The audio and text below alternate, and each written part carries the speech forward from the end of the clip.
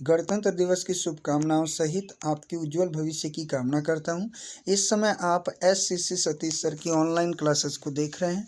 उम्मीद है कि आपको ये वीडियो काफ़ी पसंद आएगा, क्योंकि ये वनडे एग्ज़ाम की तैयारी को देखते हुए कम समय में अधिक क्वेश्चनों को कवर करने के लिए बनाया गया है। इस वीडियो में हम पढ़ेंगे उन टॉपिकों को जो संविधान से रिलेटिव प्रश्नों को सॉल्व करने में काम आती है। तो चलिए बिना देरी किए आइए वीडियो को शुरू करते हैं। तो हमारी पहली बात आती है संविधान। भैया संविधान है क्या?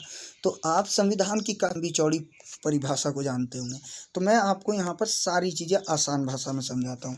देखिए संविधान जो है ना, किसी भी देश के नियम एवं सिद्धांतों की एक किताब है। अब जैसे कि आपने कोई ट्रैफिक रूल तोड़ दिया या कोई अपराध कर दिया या आपके साथ कोई अपराध हो गया, तो उसके तहत किन व्यवस्थाओं को लागू किया जाएगा, क्या दंड प्रणाली है, या हमारे देश में क्या न्याय व्यवस्था है, या कार्यपालिकाओं द्वारा कौन सा कार्य कैसे किस तरह से करना है, ये सारी चीज़ों का लिखित जो वर्णन है वो जिस किताब में, उसी को हम क्या कहते हैं, संविधान। आप सबको एक बात तो यहाँ पर पता ही होगी कि जो भारतीय संविधान है वो काफ़ी क्या है, जटिल है। आपको ये भी पता होगा कि विश्व का सबसे बड़ा लिखित संविधान किसका है, हमारे ही देश का है, भारत देश का। तो चलिए अब देखते हैं इसके विषय में महत्वपूर्ण जानकारी। देखिए संविधान सभा की जो पहली बैठक थी वो 9 दिसंबर 1946 को हुई थी, जिसके अध्यक्ष बनाए गए थे सच्चिदानंद सिन्हा। लेकिन ये जो बैठक हुई थी ना, इसका कोई मतलब नहीं निकला। तो जो अध्यक्ष थे उनको अस्थायी रूप से कर दिया गया। जैसे आप ही सोचिए, आपको किसी कुर्सी पर बैठाया जाए और आपके द्वारा जो अध्यक्षता की जाए वो बेफजूल की रहे, तो फिर उसका कोई मतलब नहीं निकलेगा। तो जब बाद में दोबारा बैठक होगी तो उसमें ये कहा जाएगा कि नहीं नहीं भाई, वो जो पहले अध्यक्ष बनाए गए थे ना, वो ऐसे ही टेम्पररी बनाए गए थे। टेम्पररी का मतलब समझ रहे हैं ना, अस्थायी रूप से बनाए गए थे। तो इसीलिए सच्चिदानंद सिन्हा जी को क्या कहा जाता है, संविधान सभा का अध्यक्ष तो कहा जाता है, लेकिन कौन सा, अस्थायी। जब संविधान सभा की दूसरी बैठक हुई 11 दिसंबर 1946 को, तो इसकी अध्यक्षता की थी डॉक्टर राजेंद्र प्रसाद ने।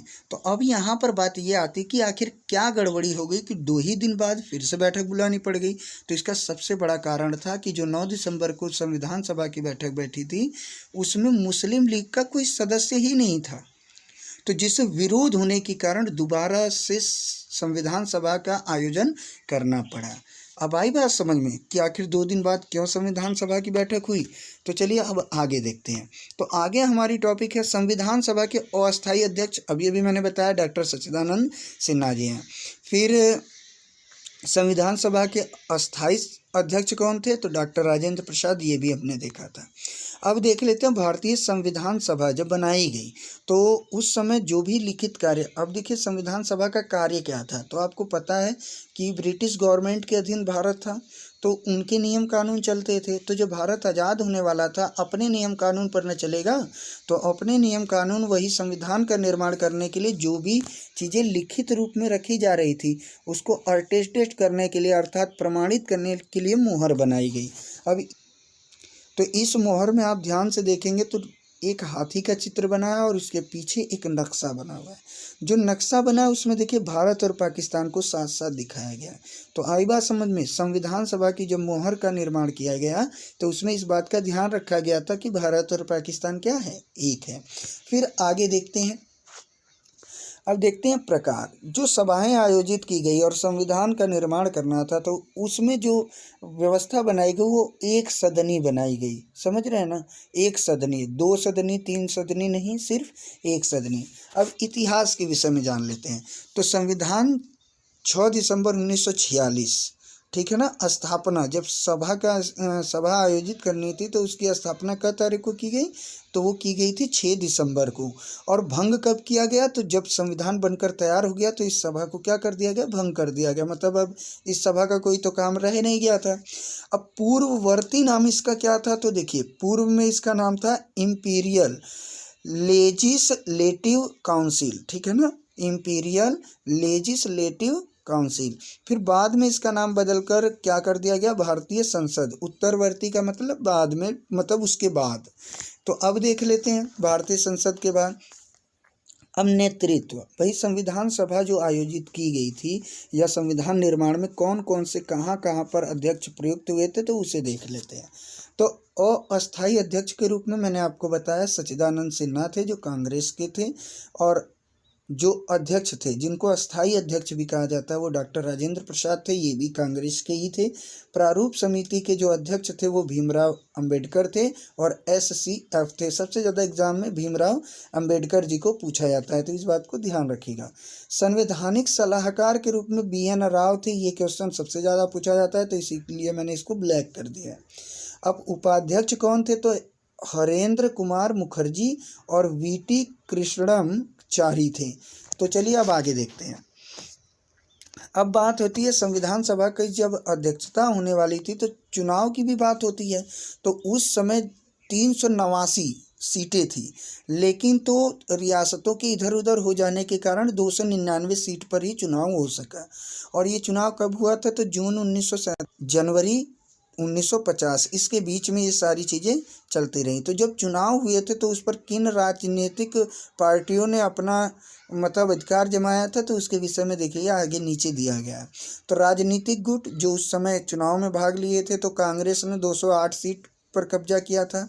जो मुस्लिम लीग था उसने 73 ही सीट पाई थी, और जो अन्य सीटें थी 15 वो अन्य लोगों को मिली थी, मतलब कई पार्टियां अन्य भी थी, और रियासतों को 93 सीटें। अब बात कर लेते हैं, जो चुनाव हुआ था वो सरल बहुमत प्रणाली द्वारा हुआ था। पहले तो एक बात जान लीजिएगा, मताधिकार का पहले ये कहा गया कि वयस्कों को मताधिकार का अधिकार रहेगा। तो चलिए अब आगे देखते हैं।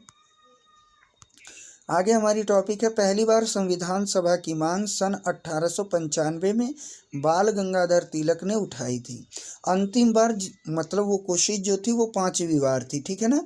1938 में नेहरू जी ने संविधान सभा बनाने का निर्णय लिया था। फिर इसके बाद क्या हुआ, संविधान सभा के सदस्य वयस्क मताधिकार के आधार पर अप्रत्यक्ष रूप से निर्वाचित हुए। तो मतलब जो उसमें संविधान सभा के सदस्य बनाए गए उनको अप्रत्यक्ष रूप से मतलब मतदान द्वारा ही उनको चुना गया था। ये नहीं कि किसी भी पागल को बना दिया जाए सदस्य, तो ये जानते रहिएगा। जिनका चुनाव जुलाई 1946 में संपन्न हुआ था, ऐसा हमने पीछे भी देखा है।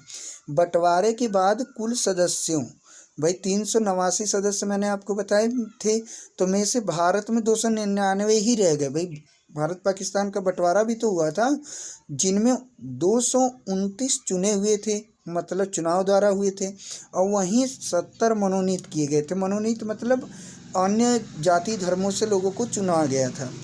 अब आइए देखते हैं आगे, जिनमें कुल महिला सदस्यों की 15 संख्या थी, अनुसूचित जाति के 26 थे और अनुसूचित जनजाति के 33 सदस्य थे। अब आगे देख लेते हैं भाई।